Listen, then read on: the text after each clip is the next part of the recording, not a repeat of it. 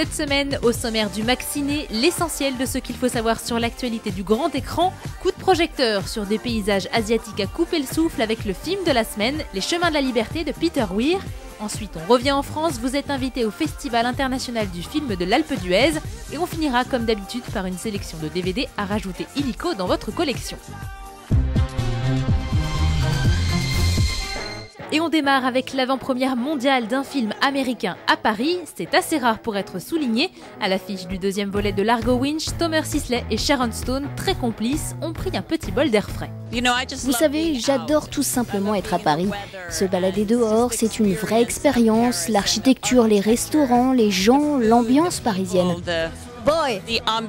Et oui aussi, j'aime les hommes.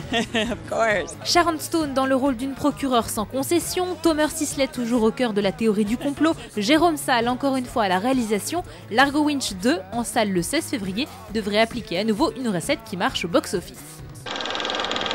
Un peu comme les Golden Globes préfigurent les Oscars, cette cérémonie annuelle est souvent annonciatrice des Césars. Il y a quelques jours, l'Académie Lumière a récompensé le cinéma français et francophone. Un énième prix dans le 7e art peut-être. En tout cas, quand on demande aux comédiens quelle distinction ils préfèrent recevoir, c'est pas forcément celle qu'on attend. Celui de la plus honnête, avec tout ce que ça implique. J'adorerais dire meilleur amant, mais alors j'ai plus l'âge. Meilleur ami. La médaille Fields en mathématiques. Pour un restaurant ou un théâtre que j'aurais à moi. Je vais dire meilleur cuisinier. Les 200 membres de l'Académie Lumière ont désigné cette année Michael Lonsdale meilleur acteur pour sa performance dans Des Hommes et des Dieux, aussi élu meilleur film, mais le roi était surtout Roman Polanski couronné pour l'ensemble de sa carrière et pour The Ghostwriter. Salut filles et garçons, entre autres. Je me nomme le capitaine Jack Sparrow. Tourné mais pas encore dans les salles, les 4e aventures du plus célèbre des pirates devraient être suivies d'un numéro 5. Les studios Disney viennent de charger Terry Rossio d'écrire le script, déjà scénariste des 4 premiers volets. Depuis 2003, Jack Sparrow ne connaît pas la crise. Alors que le rôle était destiné au départ à Hugh Jackman, d'où le nom du flibustier, Johnny Depp a déjà confirmé qu'il voulait bien remonter à bord. Il paraît même que Pirates des Caraïbes 6 serait mise en boîte dans la foulée. Pas de répit pour le bandit déjanté des mers du Sud. Personne ne sait en revanche quel trésor va chasser Johnny Depp dans cette suite, mais dès le 18 mai, il partira à la recherche de la fontaine de Jouvence. Vous n'auriez pas envie de vous joindre à l'aventure, hein? Pas de repos non plus pour Nathalie Portman, elle vient de recevoir le Golden Globe de la meilleure actrice dans Black Swan, danseuse de ballet dans le dernier et très attendue Darren Aronofsky en salle le 9 février. Elle est aussi à l'affiche de la comédie romantique Sex Friends d'Ivan Reitman le 16 février.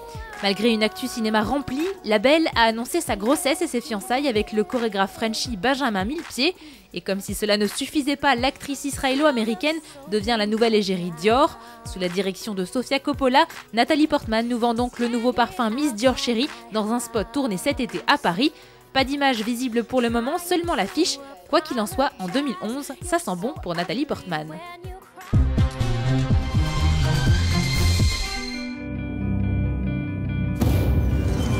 Le film de la semaine nous fait voyager dans les terres sibériennes, les chemins de la liberté ou l'épopée d'une troupe de prisonniers qui s'évadent d'un goulag dans les années 40. Ensemble, ils vont parcourir plus de 6000 km, tantôt dans la fournaise du désert de Gobi, tantôt dans le froid glacial des plaines de Mongolie. Adapté du roman À marche forcée de Slavomir Ravitch, c'est le réalisateur Peter Weir que l'on connaît pour Truman Show qui se lance le premier dans cette aventure en mettant en scène une histoire brutale et humaine. J'ai rencontré des survivants des goulags à Moscou. Ils savaient qu'on faisait un film, alors ils nous ont parlé de leur expérience. Et ça nous a vraiment permis de retranscrire la réalité. Si tu penses sérieusement à t'évader... Reculez! Je viens avec toi. Colin Farrell a été le premier acteur à lire le scénario. Effrayé mais fasciné, c'est en découvrant l'interaction entre son personnage, Valka, et les autres qu'il s'est laissé convaincre par le film. Je n'avais pas le sentiment de devoir prouver quelque chose. Peter et moi, on s'est rencontrés et j'étais ravi de pouvoir collaborer sur ce film. Y a pas de secret ici. Qu'est-ce que tu veux? J'ai pas de chance au jeu. Petite tête. Ils prennent un doigt, mais grosse tête. Ils prennent ta tête. Moi, ma tête est énorme. Mais je mise jamais mon lot. Dans la forêt, t'auras besoin d'un couteau. Et moi, j'ai besoin d'un miracle pour me sortir de là. Le tournage n'a pas été des plus faciles. Dans l'intrigue, les fuyards traversent la Sibérie, la Mongolie, le désert de Gobi, la Chine et l'Inde. Autant dire un interminable périple à pied. De complications logistiques en galère technique, l'équipe a été forcée de délocaliser les shootings en Bulgarie, au Maroc et en Inde, loin des plateaux de cinéma confortables. Je savais que le tournage serait éprouvant, mais c'est l'histoire même du film. Il faisait vraiment froid. Comme vous le voyez à l'écran, on était gelés. J'aime me surpasser et j'aime les tournages difficiles. Courez! Courez! À l'abri! Il faut se mettre à l'abri!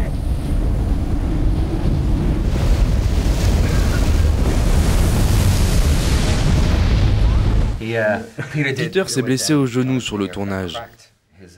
Quand on tournait... Oui, quand on tournait la scène des loups. Donc il était sur une chaise roulante, avec 2 mecs derrière qui le poussaient.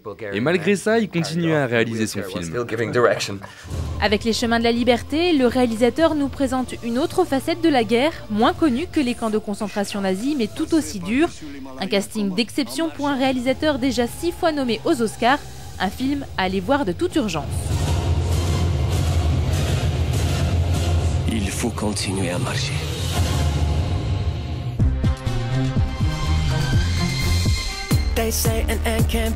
C'est une tradition depuis maintenant 14 ans. Le Festival international du film de comédie de l'Alpe d'Huez est le premier rendez-vous cinéma de l'année.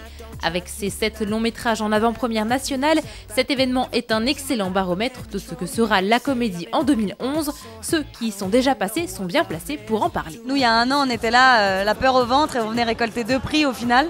Et cette année, le fait d'être dans le jury, c'est génial parce que moi j'avais que des bons souvenirs de l'Alpe d'Huez forcément. Pendant une semaine, le jury décide qui succédera à Tout ce qui brille ou encore première étoile au palmarès du festival. Un jury présidé par Yann Kounen, accompagné de Géraldine Nakache donc, de Léa Drucker, François-Xavier Demaison et Michael Youn. J'ai déjà été jugé plusieurs fois, moi, que ce soit dans des tribunaux ou dans 2-3 articles de presse, je sais pas. A priori, moi je viens pas pour juger, je viens plutôt pour décerner quel va être le meilleur film. L'Alpe d'Huez, 9h du matin, et c'est parti pour la journée type d'un festivalier. À l'heure où les premiers skieurs attaquent les pistes, c'est à un tout autre sport que Yann Kounen, le président du jury, va s'initier, la conduite sur glace. C'est un peu impressionnant parce que c'est tout le temps un petit peu en travers, on n'a pas normalement l'habitude dans la vie de faire ça avec une voiture. Ça servira peut-être un jour dans la neige, dans une situation difficile. Yann Kounen ne se permettra aucun pronostic sur le palmarès. En revanche, le réalisateur de Doberman, ou 99 francs, est un peu plus bavard à propos de ses projets. Allez, petite exclue du Maxiné. J'écris une suite de 99 francs, 99 roubles, qui serait les aventures d'Octave Parango dans un autre territoire. Donc ça ne parlera plus de publicité, mais de la dictature du jeunisme et de la beauté.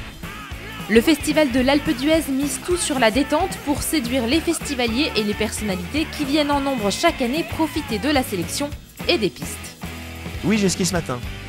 J'y suis allé mollo quand même. J'ai pas beaucoup de conditions physiques, donc au bout de 3 quarts d'heure, je pleurais au bord de la piste parce que j'avais mal aux muscles. Tire-fesses et raclette, ça c'est fait, mais on est aussi là pour voir des films et la sélection cette année est plutôt riche. Mon père est femme de ménage avec François Cluzet, Itinéraire bis avec Fred Testo ou Morning Glory avec Harrison Ford. Loin de Cannes et de ses critiques acerbes, c'est le sourire qu'on vient chercher ici. On décortique pas les films autant que si ça avait été... On n'est pas... Voilà, on n'est pas... A priori, on ne va pas regarder un film des frères Dardenne. Donc c'est un divertissement.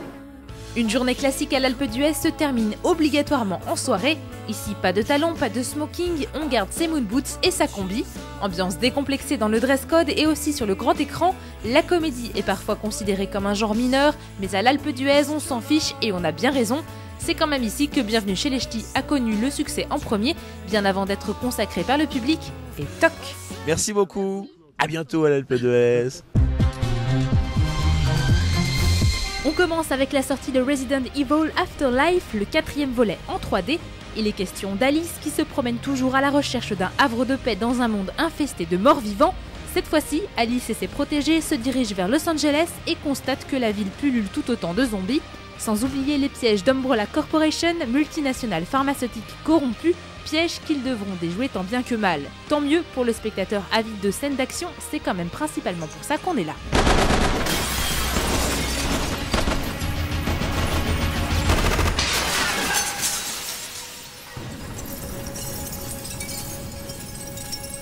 Mila Jovovich est toujours dans son élément, les jeunes filles ne sont pas en reste puisque le beau Wentworth Miller, évadé de Prison Break, fait son apparition aux côtés de l'héroïne. Derrière l'objectif, Paul Anderson, après s'être détendu en réalisant le film Alien vs Predator, revient à la série Resident Evil dont il a signé la première adaptation cinématographique. Au menu des DVD, en 3D ou non, vous trouverez le commentaire audio du réalisateur et un doc chapitré sur la réalisation du film. 3D, casting, scène d'action ou encore création du design apocalyptique de cet opus n'auront plus aucun secret pour vous. Changement de décor maintenant avec 12, une incursion dans l'Upper East Side de New York. C'est ici que la jeunesse dorée trompe l'ennui dans de sombres fêtes où circulent toutes sortes de substances, plus ou moins licites. White Mike, jeune, beau et brillant dealer, lui-même clean, est un des messies de ce monde désenchanté. Et l'arrivée d'un nouveau produit sur le marché, la 12, va à la fois booster son petit commerce